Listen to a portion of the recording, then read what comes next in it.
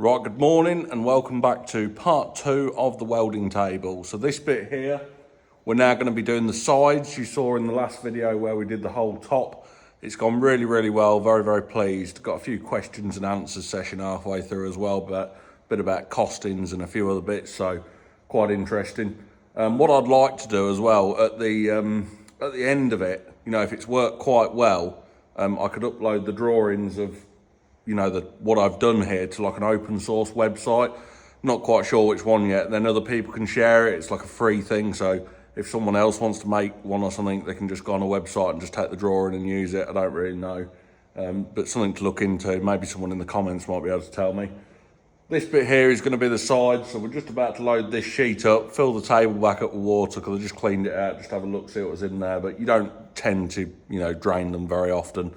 So yeah, load it up. Cut the sides, we're going to try and put it on and see what it looks like.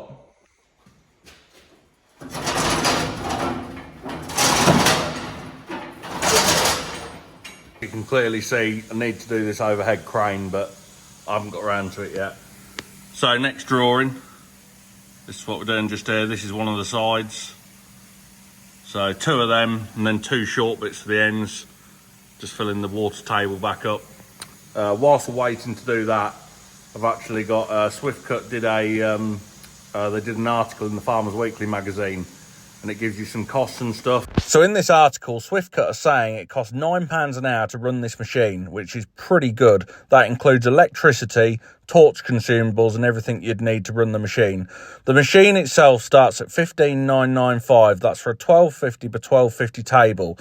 That price also includes all the software and a Hypertherm 45 plasma cutter. But if you already have your own plasma cutter that's compatible with this machine, then you could save by not buying one of them. Usually people will just finance them over 3 years and pay like £440 a month.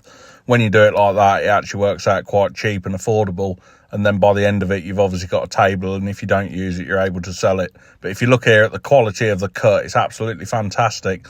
Also as well, obviously having the water table keeps everything nice and straight and stops it warping.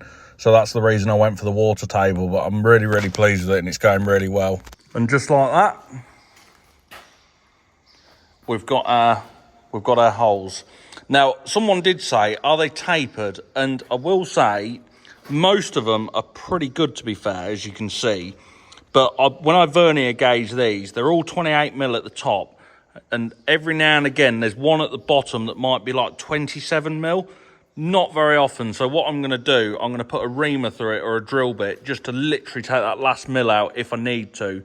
But that's not going to take much doing at all. So it's done all the hard work anyway. Next thing we're going to do, I'm going to move it to one of the other sheds because I know that this floor isn't level when it was laid, when my granddad laid it. Whereas the new shed through there with the new grain store, it's all been laser leveled and it's pretty good. So I'm going to flip the sheet upside down and then I'm going to wedge the bucket on it to keep it straight whilst we tack all the sides on, because that's the only way I can think of doing it. That's the straightest thing I've got. Right, I'm going to try and tip it over now. Flip it. Oh no. Oh. Go on, go on, go on. Go on, please.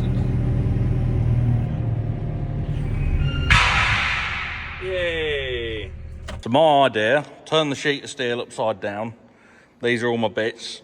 And then I'm going to put the JCB bucket, because this is the one with the straightest edge, because it's the newest bucket. We're going to put it just here and force it down so that when I tack it all up, it can't move. So we're going to put that, obviously the big long ones go down there, little ones go down there.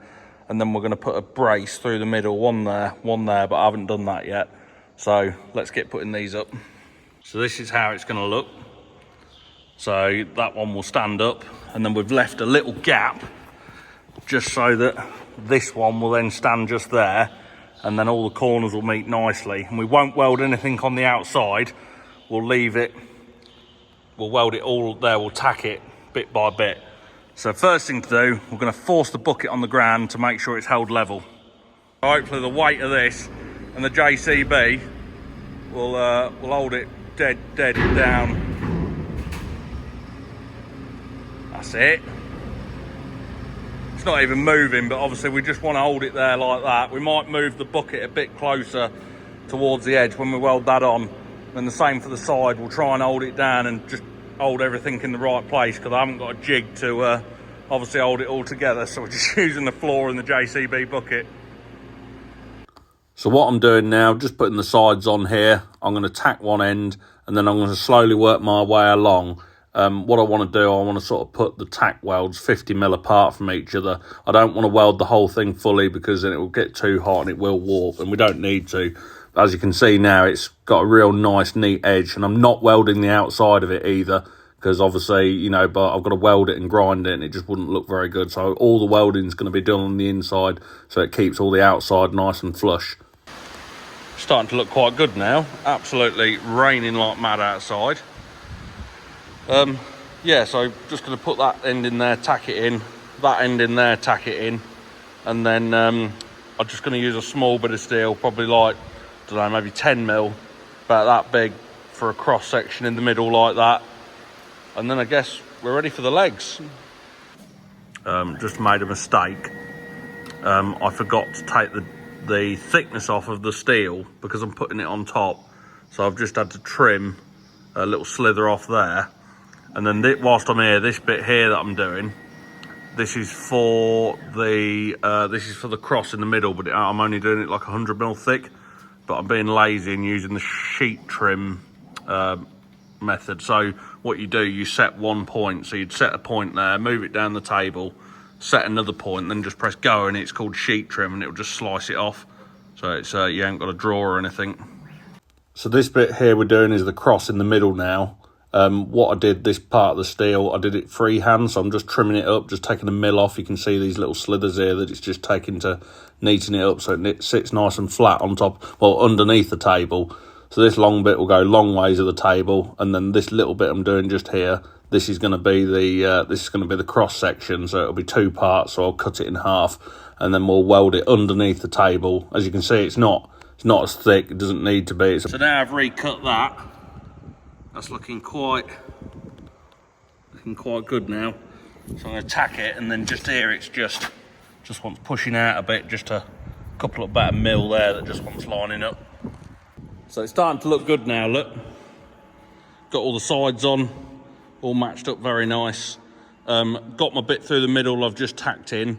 I've just got to go to the plasma cutter. I've got that bit there cut, but I need to cut a bit in the middle to obviously sit it in each side. So we'll just run that through the plasma and then tack it all in. Then I can move this out of here and take it and weld it all up.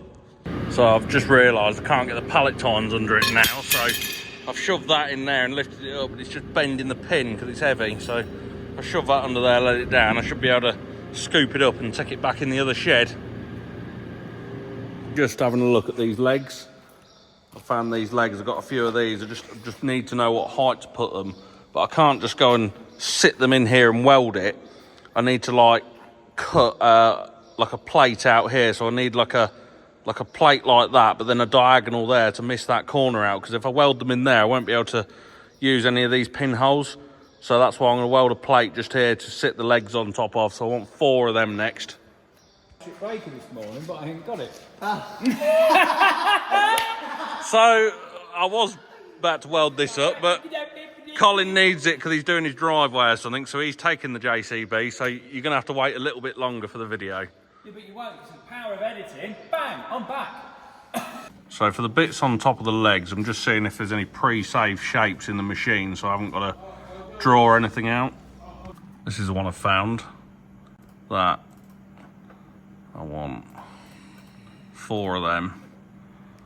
So just there like that. Just put all my numbers in. So 150 by 150 is the actual size, and then 10mm here is the bevels, because I want some little bevels on the end so they're not sharp. So real easy, I ain't got to draw it out. You basically just click on your shape and then pick what we want. So there they are, those 4 plates, what we need for the corners. So off you go. These are my corner plates. Let me get these out. God, everything's heavy duty on this table.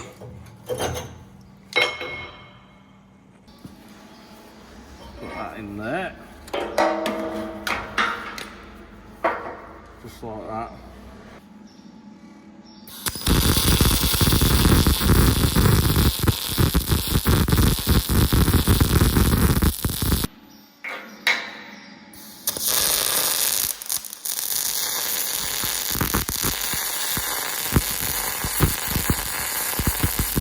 What I'm doing now, I'm just going around and spot welding it everywhere, sort of every 10 to 15 mil. This will be more than efficient enough to hold it all together. I'm just really worried that if I weld it all the way round, it's just going to warp the table and that'll be no good. Yeah, he's back right as I finish welding it, isn't he? Never mind. Nearly all on now. Just want to make sure the steel is still straight. So there we have it. That's the table nearly done. I just need to put some brackets in to hold a toolbox, because I'm going to put a toolbox like one of the stainless steel ones off the sprayer underneath to put all my clamps and everything in. So I'm really pleased with this, how it's starting to look. We're going to flip it over now and see what it looks from the other side. So look at that. Really pleased with how that's come out. All the lines, look, they all line up. Not all over the place. Same with these ones here, look. They all line up as well. Can put 45-degree angles in, all sorts. I've just sprayed it with a bit of WD-40 so I can clean it, stop it from rusting as well before I decide what coat to put on it. So the next things I've got to do, I've got to decide what height I want it. Plasma cut some holes in the legs as well so I can have adjustable legs. Put a toolbox underneath it, and I've got to find some caster wheels, you know, so I can wheel it around, but I've no idea where to really get them from, so I'm gonna have to have a look online. So this might be a project that's continued in a couple of videos time. But there's one more thing I want to do before we go, and that's put it on the weighbridge. Well, I know I weigh 12 ton with a JCB. I bet I'm not going to be able to get out on the floor. I'll have to drop it with the pallet tines on it as well, because otherwise I won't be able to pick the bloody thing back up again. So we haven't got the JCB on here. If we go, we're 3/4 of a ton with the pallet tines, so I guess the pallet tines would weigh, I don't know, maybe 150 kilos, so it's quite heavy. I mean, I can't certainly lift it. So with the legs and the caster wheels and the toolbox and everything, I think the whole table's going to weigh about a ton. So that's 1,000 kilograms. So I'm really pleased with how that's come out. It's yeah, it's really good. It obviously weighs quite a lot, so the caster wheels I put on, obviously, say if I've got a JCB bucket on it and I'm changing the cutting edge, they're going to need to be really heavy duty, because the table's going to weigh about a ton. You know, a bucket could weigh 2, maybe 3 tons, so we're going to need like 4 or 5 ton capacity little wheels. So that's got to be something I've got to look at. Any of you in the comments might know. I think the whole thing's cost me, well, in steel, it's cost me for 800 quid, so £800. Bit of time, my time, day's work, obviously 3 hours cutting on the table, and then probably about 4 hours to put it all together. So it's gone really well. So with all that time, maybe I think it's probably cost about £1,000 to make it. I know these are incredibly expensive. I'm not sure exactly how much they are, but it's a considerable saving, so I'm really pleased. So let me know what you think. Anyway, I'll see you in part 3 in a couple of videos' time.